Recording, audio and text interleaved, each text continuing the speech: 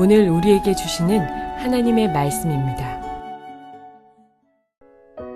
롯이 아브라함을 떠난 후에 여호와께서 아브라함에게 이르시되 너는 눈을 들어 너 있는 곳에서 북쪽과 남쪽 그리고 동쪽과 서쪽을 바라보라.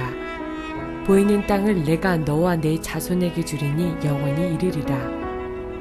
내가 내 자손이 땅의 티끌 같게 하리니 사람이 땅의 티끌을 능히 셀 수 있을진데 내 자손도 세리라. 너는 일어나 그 땅을 종과 횡으로 두루다녀 보라. 내가 그것을 내게 주리라. 이에 아브라함이 장막을 옮겨 헤브론에 있는 마므레 상수리 수풀에 이르러 거주하며 거기서 여호와를 위하여 제단을 쌓았더라. 사랑하는 성도 여러분, 평안하셨습니까? 오늘 우리가 함께 은혜를 나눌 하나님의 말씀은 창세기 13장 14절에서 18절 말씀입니다. 롯은 아브라함의 곁을 떠나갔습니다. 그래서 아브라함의 마음은 굉장히 슬펐고 또 마음이 아팠을 것입니다. 특별히 롯은 혈육이면서 동시에 갈대아 우르를 함께 떠난 신앙의 동지였습니다. 그런 신앙의 동지가 떠났을 때의 아브라함의 외로움이 얼마나 극했겠습니까? 바로 오늘 우리 신앙생활 하면서도 이러한 상태가 이룰 수 있습니다. 우리가 신앙생활 하면서 뭔가 내가 걸어가는 길이 나 혼자만의 길이라고 생각할 때 굉장히 외롭습니다. 세상 사람은 나를 인정해 주지 않는다 해도 믿는 사람들조차 나의 삶을 이해하지 못하고 나의 신앙을 이해하지 못할 때는 더욱 그런 마음이 듭니다. 게다가 그렇게 세상적인 가치관을 가지고 넓은 길을 걸어가는 신자들의 삶이 풍성해지는 것을 바라보게 되면은 왠지 그들이 현명하게 느껴지고 나는 참 바보같이 느껴질 때가 너무나도 많은 것을 우리가 알 수가 있습니다. 지금 아브라함의 마음이 그랬던 것 같습니다. 뭔가 롯을 떠나보내긴 했지만 롯은 현명하고 자신은 바보가 아닌가 하는 생각을 했던 것 같습니다.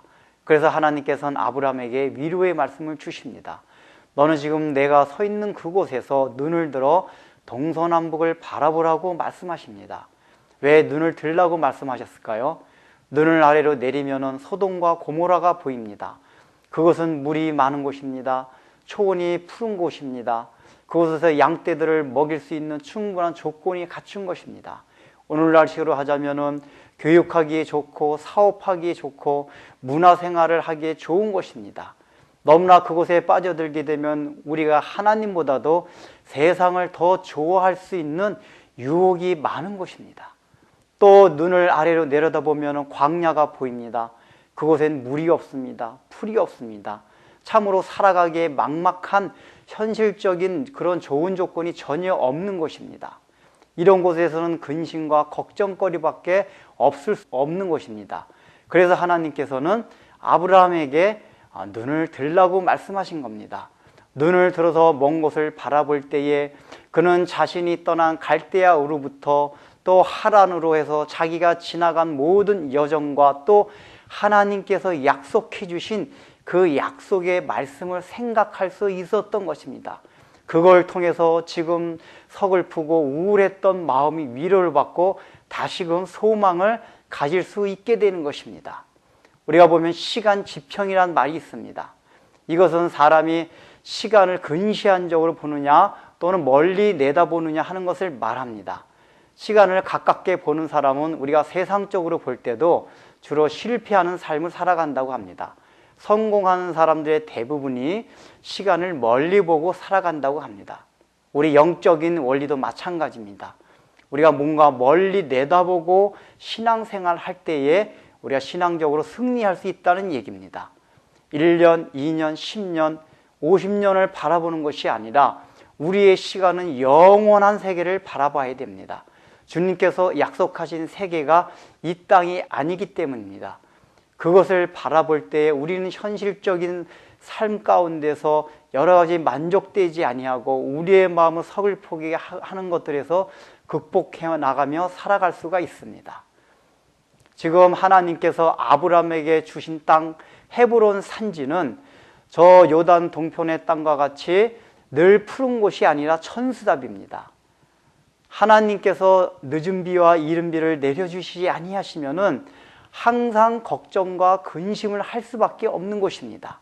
그래서 아브라함이 서 있는 이 헤브론 산지에선 늘 하늘을 바라보아야 됩니다. 하나님의 은혜를 사모해야만 합니다. 그래서 하나님께서는 아브라함에게 헤브론 산지를 주거지로 주신 것입니다. 너는 항상 나만을 바라라고 그것을 주신 것입니다.